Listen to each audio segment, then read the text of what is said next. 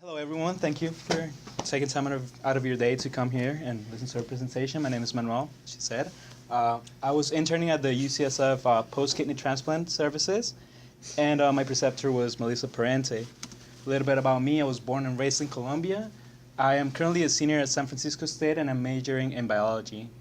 Fun fact about myself: I consider myself to be an activist and a community organizer, so just keep that in mind. I'm just going to talk about two of my main projects. The first one was this one. It was the biggest one. I'm going to just give you a brief background. I was given a list about 1,000 plus people that have now been coming to the post clinic for like over a year. And I was told that I had to clean up the list and figure out how to do it on Titus and figure out why they were not coming to our clinic. That was quite hard because I didn't know how to do that. So my first step was working with Titus to figure out how that report was made, what was the factors that were making that report. And as I worked with Titus, I figured out that there was a spreadsheet that made that 1,000 people list go down to 500 people. So that was my first step, great step.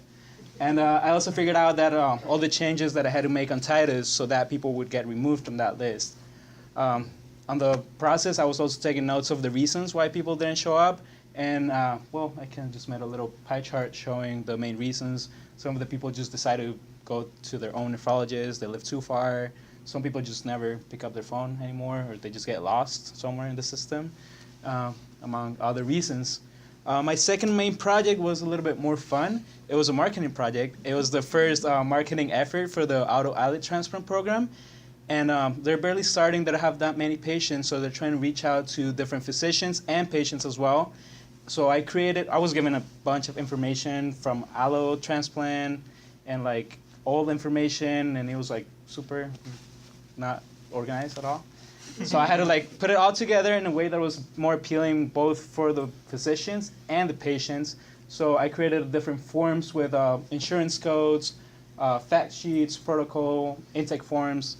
So now that information can be sent both to the physicians and the patients so they know more about our program. That took quite a while, and it was pretty fun. Cool experiences in San Francisco State and UCSF transplant. I observed a kidney transplant and it came with a little plus. It was actually a nephrectomy of a polycystic kidney, and it was amazing. I know it looks kind of gross in there, but it's cool how it goes from a tiny kidney to a big football-sized kidney. I also went to the islet isolation lab. It was eye-opening. I do not want to be a researcher. It's quite boring in detail. I'm sorry, Sarah. And I also got to shadow different professionals in the pre- and post-clinic and the kidney transplant department. It's all the way from nurses to surgeons, and it was quite interesting how everything just comes together to do the transplant. What I learned.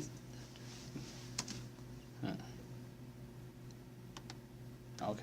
So what I learned from this experience, first of all, I had no idea how the organs were allocated, and so I had a great introduction to the whole point system and how that's going to change, especially for kidney, how points are going to be allocated differently. I also learned how that change in the system is having a great impact in the clinic right now, and how everyone just kind of has to work together to, make everything commonplace. And I don't know how you guys are going to do it. Good luck with that. And I also got a few management tips courtesy of my preceptor, who